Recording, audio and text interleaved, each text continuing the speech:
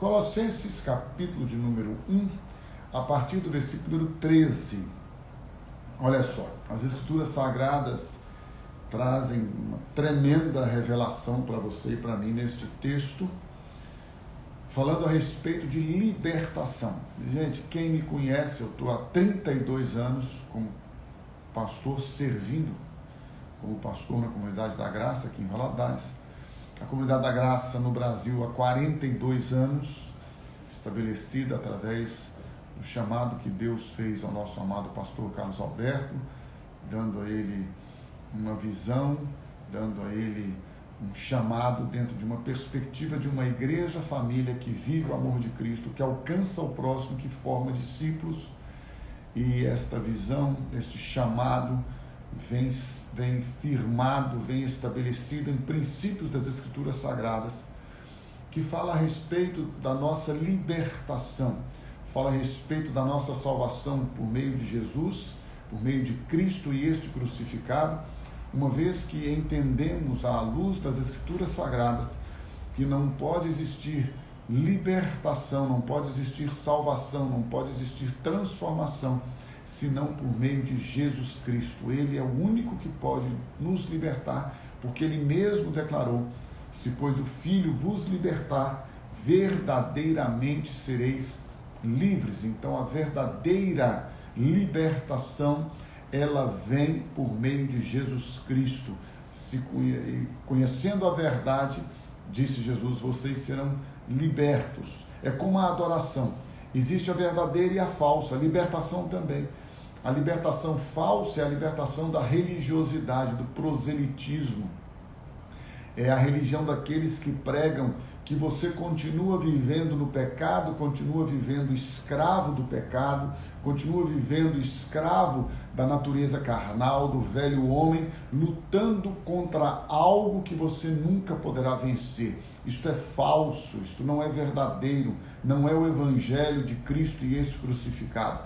O Evangelho de Jesus nos promete e cumpre em nós a sua promessa de libertar-nos do pecado, crucificando com Cristo, nosso velho homem, na cruz, na pessoa, no corpo de Cristo, despojando-nos da natureza carnal, da malignidade do poder do pecado, porque o próprio anjo disse a José, quando deu-lhe o mandamento, a ordem, a direção de colocar o nome Jesus para aquela criança que estava no ventre de Maria, significando Ele salvará o seu povo dos seus pecados. Então Jesus é aquele que nos salva e nos salva dos nossos pecados, nos salva de nós mesmos.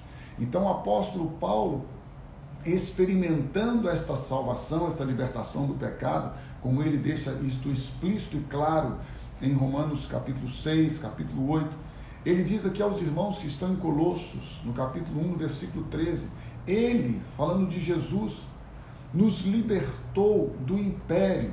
Aqui esta palavra significa reino, significa governo, significa autoridade, significa domínio.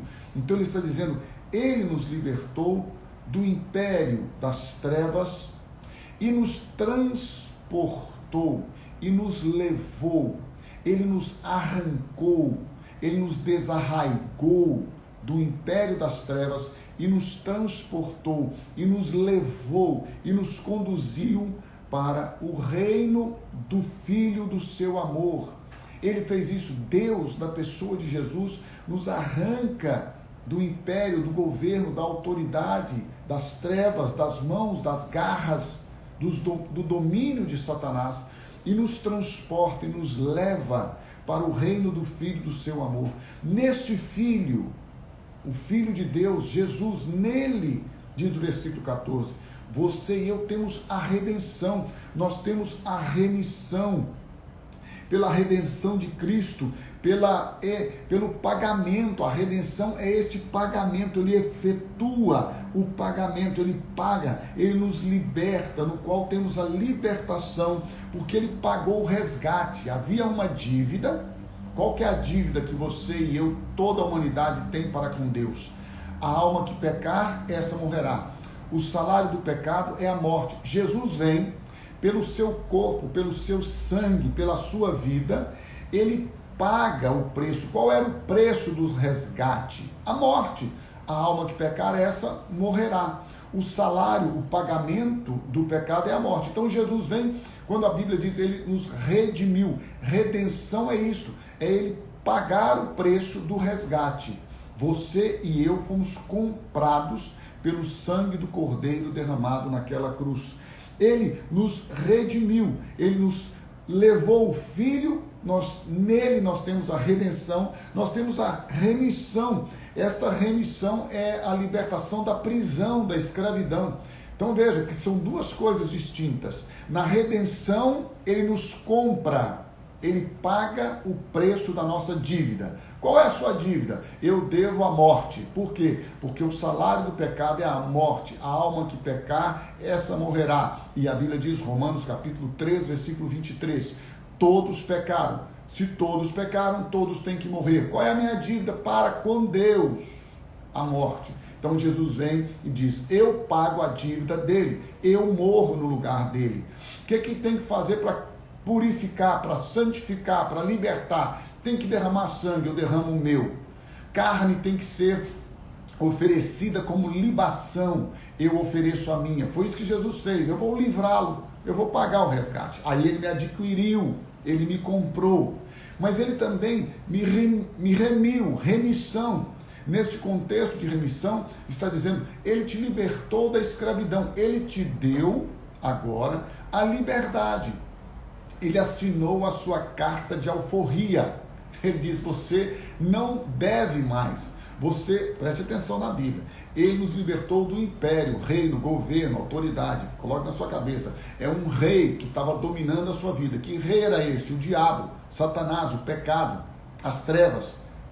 Tinha toda a autoridade sobre você, o governo. Aí ele vem, na pessoa de Jesus, Deus, nos liberta deste império. Como? Através do seu Filho. O que o Filho faz? Paga a nossa dívida, paga o nosso resgate. Mas agora ele também a Bíblia diz que é a remissão. A remissão é o quê? Ele nos libertando. Ele fala assim, olha, você agora, você experimentando a remissão, você tem o perdão. Você está perdoado, você não tem que pagar mais nada.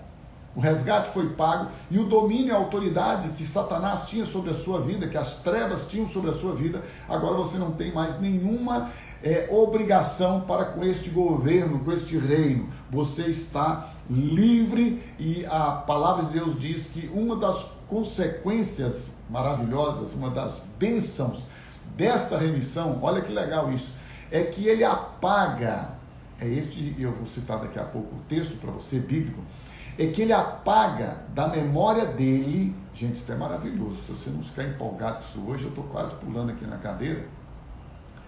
Deus, quando olha para você e para mim, e vê sobre nós o sangue de Cristo, ele apaga da memória dele os nossos pecados. Aí a Bíblia diz assim, que Deus, em Cristo Jesus, dos nossos pecados, não se lembra mais. Lançou para trás e dos nossos pecados não se lembra mais. Aí é que eu sempre tenho dito e afirmado, e vou falar hoje de novo com você. Nós somos muito bobinhos, porque o diabo usa as pessoas para nos acusar do nosso passado. Olha que coisa interessante, o diabo vem, usa as pessoas ou a nós mesmos, porque nós permitimos pela nossa mente, e diz a Bíblia que ele lança dardos, flechas do maligno na nossa mente para lembrar-nos do nosso passado, da nossa vida passada. Aí você e eu, olha só que infantilidade, que imaturidade espiritual. Aí a gente fica remoendo isso e vai falar com Deus. Olha só, Deus, eu estou me sentindo culpado, que peso pelo que eu fiz, lá. Aí Deus olha para você e para mim, dos céus, olha, eu falo assim, não estou vendo nada, eu não lembro mais do seu passado. Lançou para trás das costas dele e deles, dos nossos pecados, não se lembra mais. Deixa eu dar uma notícia para você, se Deus não se lembra dos nossos pecados, e é a ele que nós devíamos, por que nós vamos nos permitir não só ser lembrados, mas muito mais perturbados, acusados, intimidados pelo nosso passado. Deixa eu lhe dar uma notícia. Se alguém está em Cristo, nova criatura é. As coisas velhas se passaram, ficaram para trás, e eis que tudo se fez novo. Como já diz a célebre frase, se o diabo vem lembrar o seu passado, lembre a ele do futuro dele, porque o futuro dele é um futuro já selado de condenação, de um lago que arde com fogo e enxofre e que vai para a eternidade. E o seu, o meu, o nosso futuro que estamos em Cristo já está selado. É o paraíso se morrermos antes de Jesus voltar, e se não, estaremos com ele na Nova Jerusalém, estaremos com ele no lugar que ele já preparou para nós, porque ele disse, vou preparar-vos lugar. Se não fosse, eu diria, não vou, mas ele disse, eu vou preparar lugar para vocês. Portanto, o seu, o meu, o nosso passado não pode ter nenhum valor, nenhuma influência, nenhuma autoridade nas nossas vidas. Por quê? Porque ele nos libertou do império das trevas, ele nos redimiu e ele nos remiu. São duas coisas. Na redenção, ele paga o resgate. Na remissão, ele anula toda a autoridade e nos liberta para sermos livres e vivermos agora, segundo ele mesmo disse, transportados para o reino do Filho do seu amor.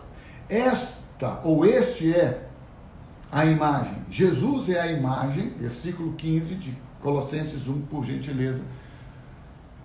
Este Jesus, o Filho dele, é a imagem do Deus invisível.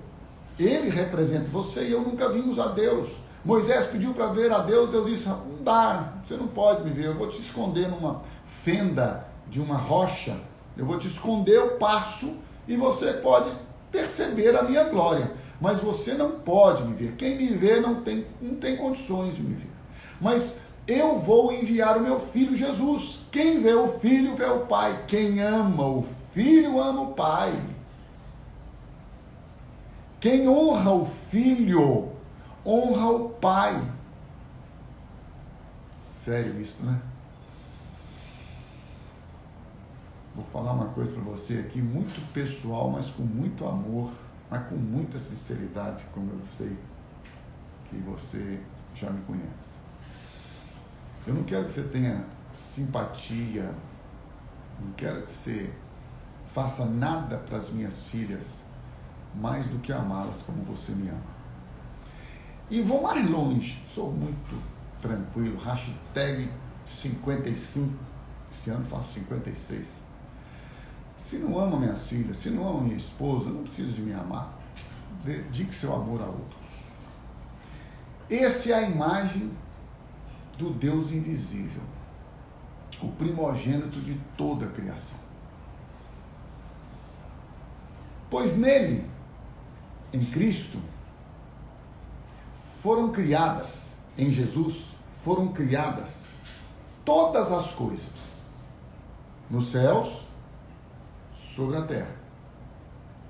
Porque eu vou citar, depois você confere no Evangelho de João, capítulo 1, diz assim, que nele, por meio dele, todas as coisas foram criadas. Nada do que se fez existe, ou existiria, se não fosse por meio dele. Paulo está reforçando este conceito, esta verdade. Pois nele foram criadas todas as coisas, nos céus e sobre a terra. As que você vê e as que você não vê, as visíveis e as invisíveis.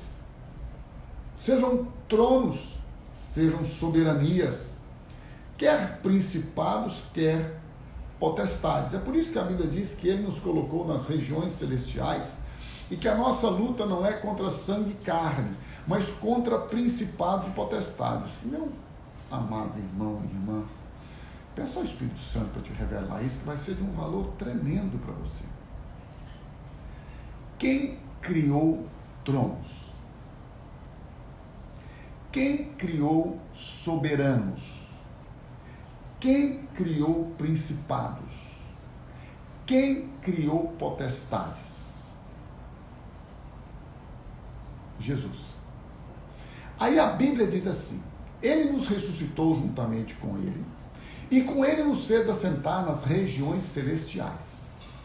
E diz a palavra de Deus que nele, em Cristo, nós podemos lutar contra principados e potestades e sermos vencedores. Por quê? Porque quem criou principados e potestades tem autoridade, porque o Criador tem autoridade sobre a criatura. Dá para entender ou não? Que o Espírito Santo te revela isso. Para de brigar com as pessoas, para de brigar com os governantes, com as autoridades. Por elas, nós devemos orar, clamar, abençoar, porque Deus estabelece reis, Deus estabelece governantes. E se estes não agem com justiça, se estes não agem com honestidade, minha função é orar por eles, abençoá-los, e Deus vai tratar com eles, inclusive usando outras autoridades que ele constitui, para que estas autoridades corruptas e que não estão servindo ao propósito para o qual foram colocadas ali, sejam punidas. É o que a Bíblia diz.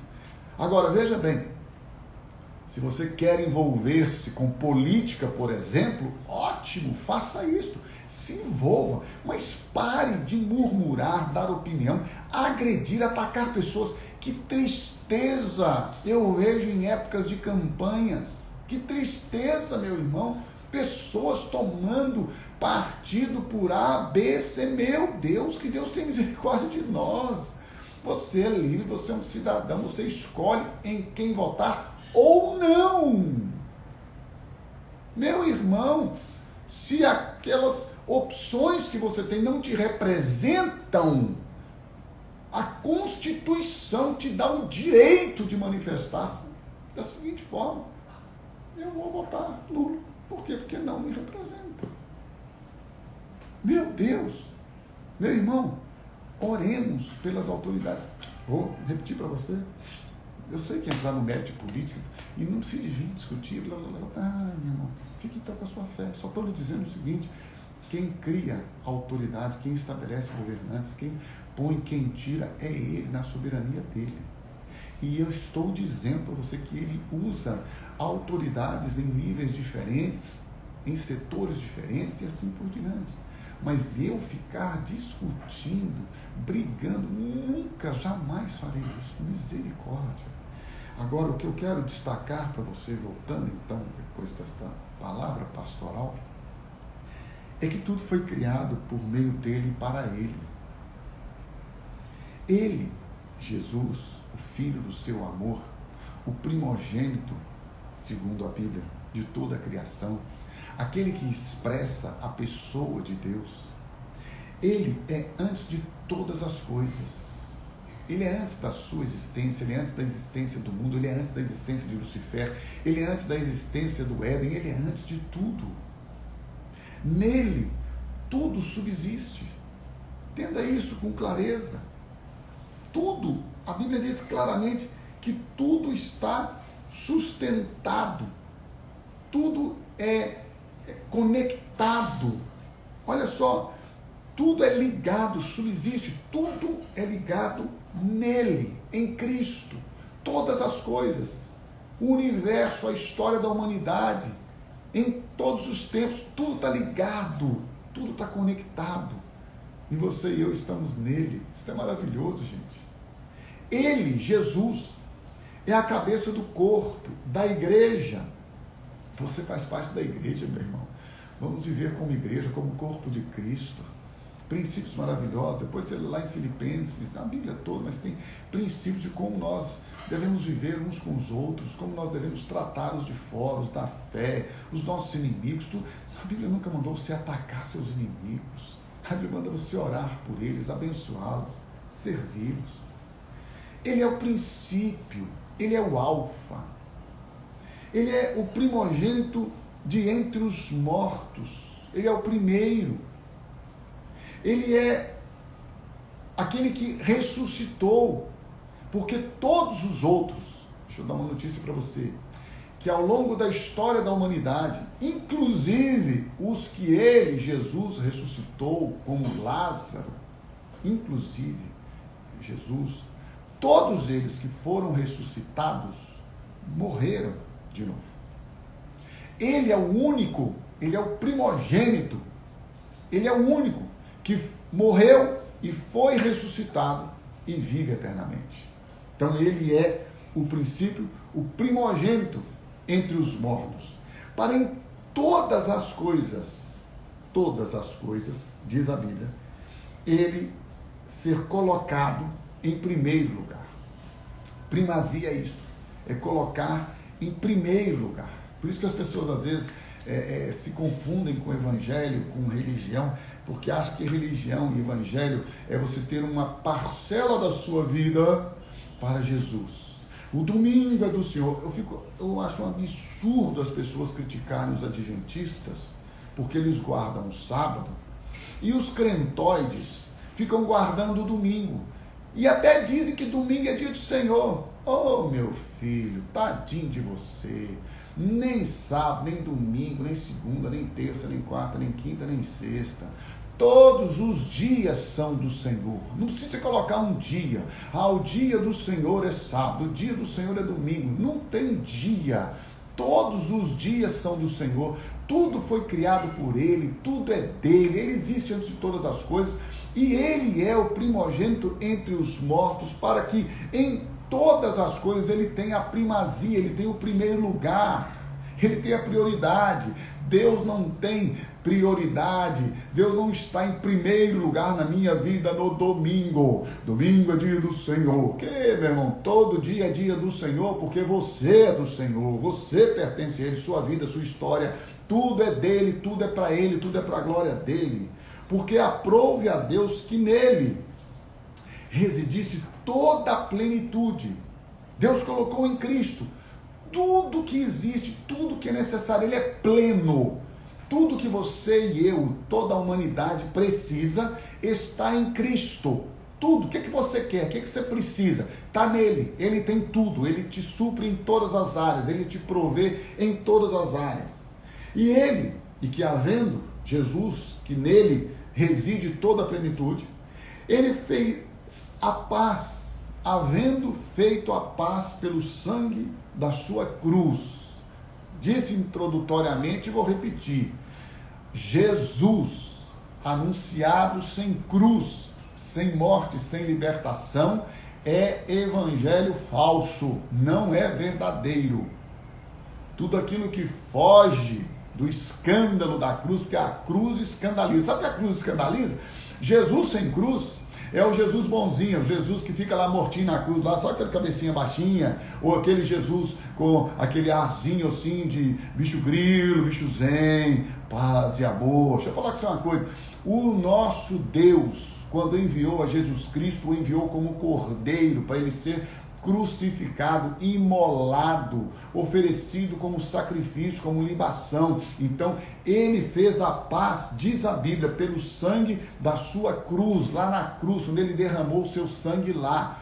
Não existe salvação, não existe libertação sem passarmos por Cristo e este crucificado. Por meio dele, por causa dele, ele reconciliou consigo mesmo todas as coisas, quer sobre a terra, quer nos céus.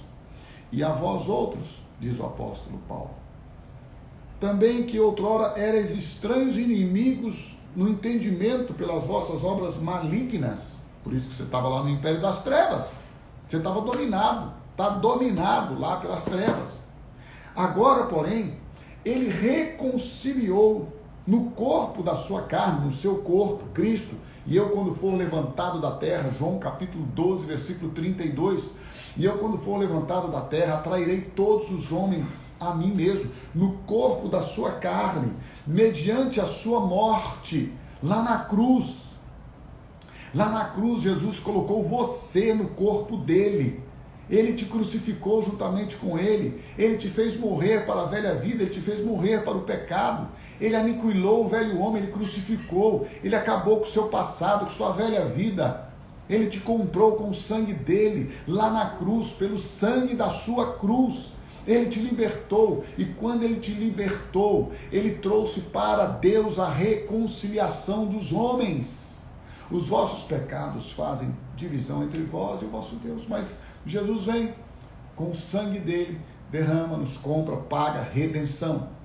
Com a sua vida, com o seu espírito, nos redime, remissão. Aí você está agora sem dívida, sem nenhuma responsabilidade. E agora a Bíblia diz que ele nos traz a paz de Deus que excede todo entendimento, guarda os nossos corações, os nossos sentimentos em Cristo Jesus, as nossas emoções. E esta paz agora nos leva a uma experiência. E então a Bíblia diz em Colossenses capítulo 1, que agora, hoje, aqui, agora, não espera amanhã não, irmão, é hoje. Ele te reconcilia no corpo da sua carne, porque ele nos une ali, mediante a sua morte, para apresentar-vos. Está na Bíblia, não adianta brigar comigo, discutir, achar, eu acho, eu não acho, eu penso, eu não penso. Eu já passei dessa fase, irmão. Se você acha, não acha, se você pensa, pode ficar com o que você quiser. Está na Bíblia, Colossenses capítulo 1, versículo 22. Para apresentar-vos perante ele. Cristo apresenta a você e a mim, o propósito dele é para apresentar-vos santos, inculpáveis e irrepreensíveis. Vou repetir para você. Santo, separado para ele. Santo não é quem não peca. Santo não é quem fica isolado das outras pessoas. Santo não é quem vai para o mosteiro. Santo não é quem vai para uma ilha isolada e não convive mais com ninguém. Santo não é quem é canonizado. Santo não é quem é representado, ou que as pessoas dizem, agora eu fui lá e pedi uma graça pelo fulano, aí agora vão reconhecer que ele é santo. Não, ele não é santo. Santo é separado. Aqui agora, vivinho igual você, respirando, tá? Santo. Inculpável. Inculpável, escute isso aqui, não é pessoas que são infalíveis, impecáveis, não. São pessoas que têm a sua culpa redimida pelo sangue do Cordeiro. Quando a Bíblia diz que não há mais culpa, é para você e eu não ficarmos nos culpando dos nossos pecados passados e nem trazendo para nós culpa. Você já viu que tem gente que se culpa de não conseguir ajudar o outro? Já viu ou não? Tem gente que é assim. Eu acho que o melhor para você é você não fazer isso. Aí a pessoa se culpa porque ela não conseguiu evitar o mal que o outro gerou para ela mesma. Já passou por isso? A gente, como pais, muitas vezes a gente faz isso, né? A gente fica desesperado.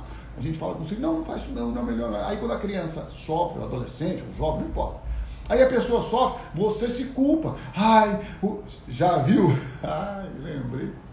Você já viu aquela hora que a gente senta com a pessoa e diz assim, o que eu fiz?